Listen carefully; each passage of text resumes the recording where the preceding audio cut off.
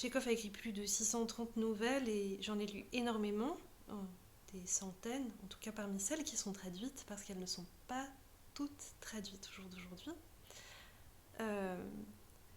Je les parcourais, j'étais un peu bêtement à la recherche de quelque chose qui me ressemble, à la recherche d'une belle histoire d'amour, par exemple, un truc de jeune femme. Et puis deux nouvelles me restaient dans la tête presque malgré moi. L'histoire d'un fabricant de cercueils et l'histoire d'un petit enfant. C'est des choses qui m'attirent pas normalement. Voilà, c'est des choses que j'essaye un petit. Quand je vois un film avec ce genre de synopsis, j'ai tendance à. Avec l'un ou l'autre de ces synopsis, j'ai plutôt tendance à zapper. Puis ça me travaillait, ça me travaillait, ça me travaillait. En fait, j'ai compris progressivement pourquoi elle me travaillait, parce que j'ai compris qu'il y avait une histoire d'amour bien plus profonde dans le violon de Rothschild, une histoire d'ouverture à l'autre, beaucoup plus profonde, et une histoire d'amour beaucoup plus profonde aussi dans chez soi.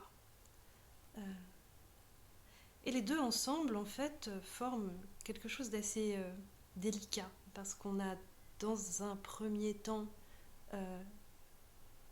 quelque chose qu'on pourrait dire de l'ordre de la tragédie, et dans un deuxième, quelque chose qu'on pourrait dire de l'ordre de la comédie, comme une soirée complète.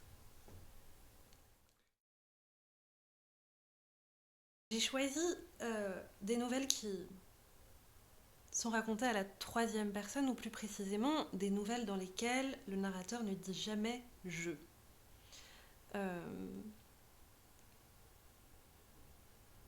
Je pense qu'aujourd'hui,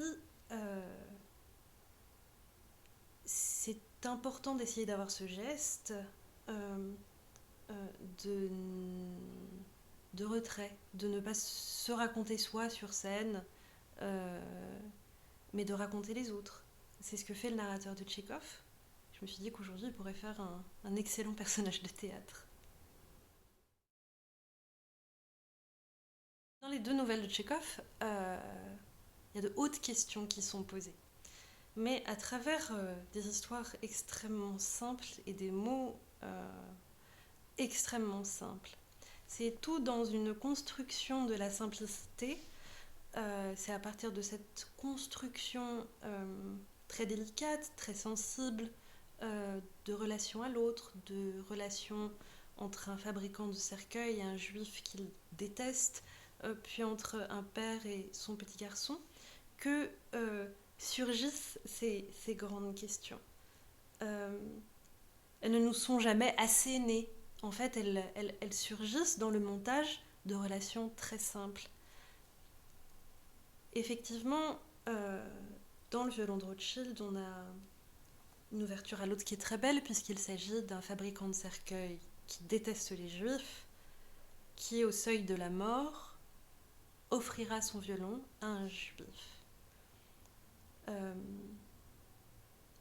Il aura traversé tout un parcours avant de faire ce geste, mais je crois que c'est ce qui va donner de la valeur à ce personnage, c'est ce qui va donner de la valeur à sa vie, c'est ce geste d'offrir ce violon va en quelque sorte faire que sa vie, finalement, malgré tout ce qu'il pensait, aura valu la peine d'être vécue. Si Ahmed Belbachir n'avait pas été à mes côtés dans ce projet, je crois qu'on n'aurait pas réussi à faire théâtre de ces nouvelles. Je crois que c'est parce qu'il fallait pour ces deux nouvelles euh, quelqu'un qui ait une profonde sensibilité à la littérature. Et Ahmed Belbachir est écrivain.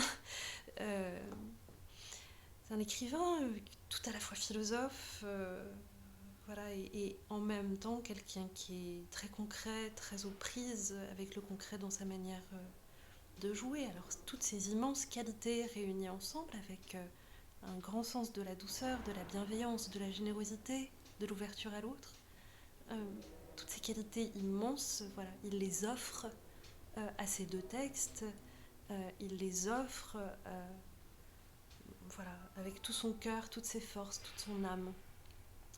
Sans ça, je crois que la nouvelle littéraire ne ferait pas théâtre.